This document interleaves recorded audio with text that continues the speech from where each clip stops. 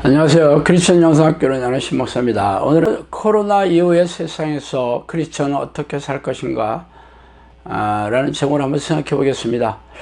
코로나 때가 시작된 지 4개월 남짓밖에 되지 않았지만 세상은 무지막지하게 바뀌고 있습니다. 수많은 석학들과 각 정부의 싱크탱크들은 앞으로의 세상은 그동안 경험해 보지 않은 세상이 될 것이라고 예견하고 있어요. 그 세상은 긍정적이지 않다는 것은 분명해요. 말하자면 춥고 어두운 세상이 될 것입니다. 그렇다고 우리가 할 수 있는 게 많지 않아 보여요.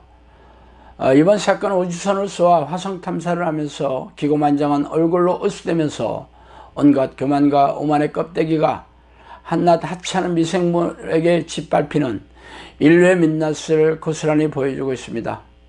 성령께서는 저에게 코로나 사태로 계기로 세상이 바뀌고 있는 중이라고 말씀하셨어요. 바뀌는 세상을 계기로 종말의 서곡이 시작되었다는 것이죠. 그래서 오늘은 바뀌는 세상에서 우리가 어떻게 살아야 할지 촘촘하게 살펴보고 싶습니다. 코로나 이후의 세상에서 가장 두드러지는 현상은 수입이 급격하게 줄어들거나 끊기는 일이 비일비재할 것입니다. 독일의 금융그룹인 알리안츠는 신종 코로나 바이러스 감염증 여파로 세계 경제가 2차 세계대전 이후 최악의 침체에 빠질 것이라고 전망하고 있습니다. 이는 모든 나라들이 역성장에 따른 국민 총생산 손실액이 약 9조 달러, 약 1경 971조 원에 달한다고 설명합니다. 즉 파산하는 기업이 늘고 실업자가 넘쳐난다는 것을 의미하겠죠. 그동안 우리는 돈을 하나님보다 더 섬기며 살아왔어요. 하나님을 모르는 세상 사람들은 말할 것도 없겠지만 크리스천들도 부자가 되고 세상에서 성공하는 게 교회에 온 목적임을 공공연하게 말하곤 했어요. 목회자들도 부와 명예를 거머쥐는 목회 성공이 그들의 사역의 목적이 되었으면 말할 나위 없습니다. 그래서 하나님은 사람들의 우상인 돈을 지갑에서 뽑아내어 쓰레기통에 던져 넣는 것으로 종말의 시작을 알리고 계시죠. 그러므로 앞으로는 돈이 주는 즐거움을 추구하며 탐욕적으로 재산을 모아 쌓아두려는 사람들은 커다란 낭패를 당하고 불행에 빠질 것입니다. 특히 사업을 하거나 투자를 하는 사람들은 엄청난 손실을 당할 위험에 빠져 있죠. 그러므로 앞으로는 탐욕을 추구하는 삶의 방식을 버려야 합니다. 그리고 있는 돈으로 만족하고 자족하고 절제하는 삶을 추구해야겠죠. 말하자면 딱 먹고 살 수 있다면 여기에 만족하시고 하나님을 찾아 골방으로 들어가야 합니다. 하나님이 천사를 통해 보호해 주시지 않으면 빈곤층으로 떨어지며 극빈층의 수렁에 빠지는 일이 남의 일이 아니게 됩니다. 부의 상징인 미국을 보세요. 벌써부터 푸드뱅크 앞에 줄을 서려는 사람들이 넘쳐나고 있어요. 해고를 당해 당장 먹을 음식조차 없다는 것이죠. 앞으로 이런 일이 만연하게 될 것입니다. 거리에 실업자가 넘쳐나며 허드렛 일이라도 하려고 아기다툼을 하는 시대가 올 거예요. 그러므로 앞으로 돈을 하나님보다 더 섬기는 우상숭배를 버리지 않는 사람들은 지옥에 던져지기 전에 이 땅에서 지옥을 경험할 것이 불보듯 환한 일입니다.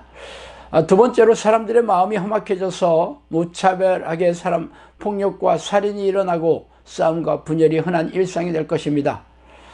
코로나 바이러스는 전 세계 사람들에게 불안과 두려움, 걱정과 염려를 퍼뜨렸어요. 악한 영들이 코로나 사태를 계기로 사람들의 머리를 타고 앉아 부정적인 생각을 넣어줘 불신하게 죄를 짓게 하여 하나님으로부터 분리시키는데 최고의 기회라고 여기고 환호하며 날뛰고 있는 것이죠. 그래서 사람들의 마음은 점점 흉흉해지고 민심이 사나워지며 인내심이 바닥이 나고 배려나 동정심, 이타적인 마음들이 사라지고 있어요. 묻지마 폭행이나 살인이 큰 폭으로 늘어날 것입니다. 말하자면 사람들 안에 잠복해 있는 악한 영들이 도처에서 날뛰게 된 것이죠. 그러므로 되도록이면 사람들을 만나는 것을 줄여야 해요. 많은 사람들을 만나는 직업이나 신분을 가진 사람들은 말과 행동을 극도로 조심하고 경계해야 합니다. 그리고 공격의 빌미를 주는 말을 하지 않도록 주의하셔야 합니다. 그러나 아무리 조심하여도 불행한 사건을 당하는 빈도와 강도가 늘어날 수밖에 없겠죠. 그러므로 꼭 만나야 할 사람들도 인터넷을 이용하여 정보를 전달하고 연락을 하시기 바랍니다. 만나기보다는 전화를 사용하고 전화를 하기보다는 문자나 메일을 사용하세요. 말하자면 대면 접촉을 줄여서 공격을 당할 기회를 줄여야 합니다. 성령이 없는 사람들은 귀신이 지배하고 있어요.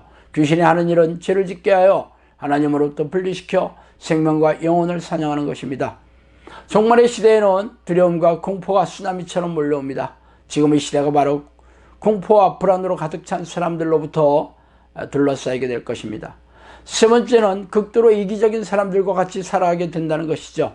미국의 트럼프 대통령이 당선이 된 가장 큰 이유는 자국 우선주의가 국민들에게 호응을 얻었기 때문입니다.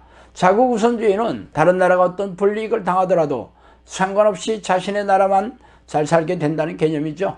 그러므로 힘이 센 나라에서 자국 우선주의를 펼치면 힘이 없고 가난한 나라들은 더욱 불행하고 고통스러운 상황을 맞이할 수밖에 없겠죠. 그러므로 코로나 사태를 시작으로 모든 나라들이 자국 우선주의의 깃발을 휘날리게 될 것입니다. 이러한 영향은 고스란히 나라 안에서도 그대로 적용됩니다. 대기업이나 힘이 센 단체나 조직이 막강한 위력을 발휘할 것이며 강성 노조도 더욱 이기적이고 폭력적으로 이익을 선점하려 들 것입니다. 또한 회사가 파산하고 자영업자가 문을 닫고 실업자가 늘어나면 당연히 세금이 줄어들어서 공무원들과 교사, 공기업 직원들도 입지가 줄어들게 될 것입니다. 결국 정부나 지자체, 학교 등에서도 사람을 줄이고 월급이 쪼그라들 수밖에 없겠죠. 그래서 상사들은 경영진이나 상부의 눈치를 보면서 쫓겨나지 않으려고 안간힘을 쓰게 됩니다. 자그마한 잘못도 혹독한 처벌을 내리고 꼼수와 거짓말, 집단 이기주의가 횡행하게 될 수밖에 없습니다. 이 와중에서 온유하고 관대하며 따뜻한 마음을 가진 사람들은 이기적이며 사악한 이들의 먹잇감이 되는 슬픈 일이 널리게 되겠습니다. 서로 힘이 비슷한 나라들끼리 전쟁이 터지고 회사와 직장 안에서도 서로 반목하고 싸우고 분열하는 일들이 일상이 됩니다. 말하자면 온 세상이 전쟁터가 되는 셈이죠.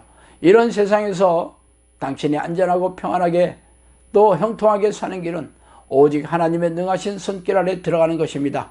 사람들을 조심하고 자신의 언행을 주의하며 사람들을 피하며 논쟁과 싸움을 피하고 골방에서 하나님을 만나는 기도와 말씀에 전력 질주해야 합니다.